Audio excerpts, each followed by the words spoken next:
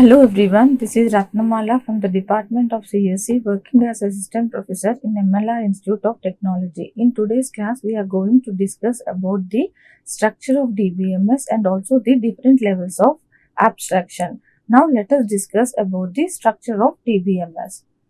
Now, as we already know, DBMS is nothing but it is a software which is used to store the information, which is used to maintain the information, and if you want to add any updates in the information, that is if you want to change the information or if you want to add the information to the present information or you want to delete any information, then this software is useful for maintaining the information in a consistent way and also to organize the data. Now let us see the structure of DBMS through pictorial form. Now this is the main structure of DBMS, that is database management system. In the database management system, we have different components such as data dictionary manager, that is related to authorization control. Here we have query optimizer, command processor, transaction manager, scheduler, recovery manager, buffer manager, data manager. These are the things that we have taken in database management system because the data is accessing from the data dictionary manager and it is entering into the buffer manager. So that is the main reason why we have enlightened this in the database management system. So whenever the person who is accessing the database is nothing but you term them as database administrator. So what is the role of the database administrator? He takes the data, means what after you insert the information, if you want to retrieve the particular information or if you want to retrieve the complete data, then it is the responsibility of database administrator to check the schema. Next we have DDL compiler. DDL compiler is nothing but data definition language compiler. Here we have different types of commands like create, alter, update. All these commands will be present over this compiler. After that, from here what is happening? From the compiler we are having the data dictionary manager who manages all the information that is present in the database. From the data dictionary manager, he is having control to the authorization control. What do you mean by authorization control? The person who is allowed to access the database. Now here only the database administrator is allowed to access the control on the data. No other person can authorize the data, means he cannot insert a new information, delete the information or update the information. From authorization control, what is happening? We are going for the database manager where all the information will be checked. And here we have query optimizer, command processor. This we'll discuss in detail. But here these are the three things which we need to know. That is what is the role of the database administrator, what is the role of the users and what is the role of application program. As I have already discussed, database administrator is nothing but who develops the data, who stores the information, who retrieves the information, who adds the information to the existing information. Users are nothing but queries and query processor. As I told you, query is nothing but a question that is given for that, and application program is nothing but we design a program for a particular application. That is, if I want to know the names of the students whose CGPA is greater than 9, then what is happening to that particular, I'll design an application. Now we'll discuss the different commands such as query optimizer, command processor and integrity checker. Okay, now the first thing here is nothing but query processor. Actually, what is the role of query processor is, now here the information is present. Where we are getting the information is available from the end user. Okay, so whenever the information is available from the end user, now here I take the information of all CSC students of second year. So who is giving the information? The end user is giving the information. So query processor is nothing but it interrupts the request received from the end user. Here whenever I see CSC2, what comes to our mind that here we are storing all the information of second year CSC students. So here who is interrupting it? Query processor is interrupting it. By seeing the information from the end user CSC2, it comes to the mind that this is the information of second year CSC2. Who is interpreting is query processor is interpreting. And also query processor has the following components. These are the very two important components that we need to know: DML compiler and DDL interpreter. DML compiler is nothing but data manipulation language compiler. Here what does the data manipulation compiler do is it processes the statements of low level instructions so that they can be executed. What do you mean by low level instruction is, now data manipulation language means you can make the changes in the data, means we use different commands such as update and delete. Okay, so here we just write a simple command, delete s name from students. Whenever I am writing this command, it is easily understandable. What I am deleting? I am deleting the student name from the list of the students. That is nothing but an DML compiler. Now coming to the DDL interpreter. DDL interpreter is nothing but you have a table. Now this is the table we have. In this table what we are taking? We are taking the information of student ID, student name, student CGPA. So here what is happening? This is data. Within data what is happening? We are taking the detailed information, that is nothing but a metadata. So DDL interpreter is nothing but it processes the DDL statement and contains a set of table that contains data within data. This is about this query processor. Next is nothing but query optimizer. In the query optimizer, what is happening? Whatever the instructions that are generated by the DML compiler, what is happening? Whatever the instructions that are present, it should be executed effectively. That is, if you want to change any information of a student that is present in the data, then it should be executed. Okay. The next one is nothing but a storage manager. So what is the storage manager do? It is nothing but it acts as an interface between the database and also the queries received. What do you mean by database and the queries received? Here in this database, what is happening? It contains all the information. Now here it contains all the information of CSC students. Here I write a query. What is the query? I write select the names of the students. Select the names of second CSC G section students name. This is the database that is containing all the information. Here I write the query. So what is the storage manager do? It acts as interface. So whatever the query I give, it searches in the database and gives me the exact output. That is nothing but a role of storage manager. The next one is nothing but authorization manager. What does the authorization manager do? They check that you are ensuring all the role based on the access, that is whether a particular person is performing the requested operation or not.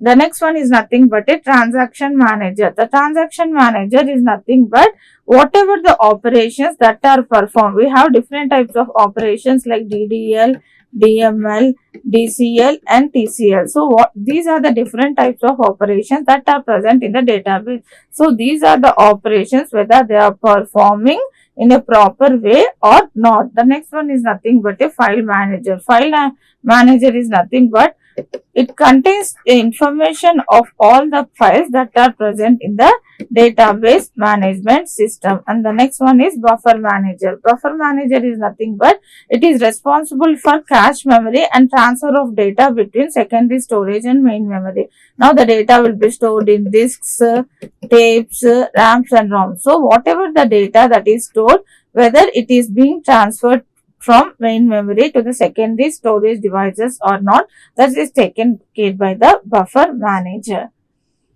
The next one is nothing but a disk storage. In the disk storage, we have different components such as disk files, such as data files, data dictionary and indices. In the data files, it is nothing but whatever the actual information that is present in the database, that information will be taken. In the data dictionary, we have different tables, constraints and relationships. And in the indices is nothing but it finds the records. Okay, so here we store the actual data, means what is the data that is present in the database. If I give CSC, it thinks that it is taking all the information of CSC.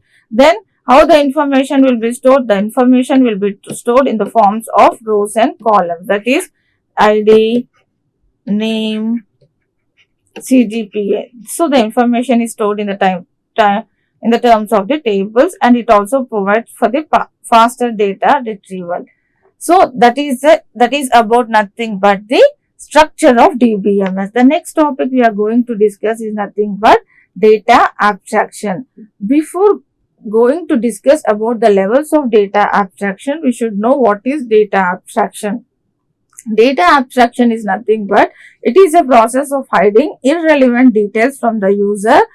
What is the meaning of, that is, what do you mean by irrelevant details is, now let us take for the example, now the students are studying. Now let us assume the students are studying different courses like DBMS, OS, SC, right? So here what is happening, the students study the course, they write their bits, they write their external exams. After writing the external exams, within 1 month their results will be released. Okay, so within 1 month their results will be released. They will go to the portal and check their results. Okay, and they will be assigned with the grades or some percentage. Let us assume 80, 90 and 70, right? So here what the students are doing, students are only able to access the results of their semester, but they don't know who corrected papers, who has done how many evaluations, how the marks have been finalized. So that is nothing but an example of abstraction. So in the data abstraction, we have 3 levels: view level, conceptual level and physical level. Okay, the top level is nothing but we call it as view level. The next one is conceptual level and the next one is physical level. Okay, in the view level, we have different types of views. From view 1 to view 4, in which different users will be accessing the data.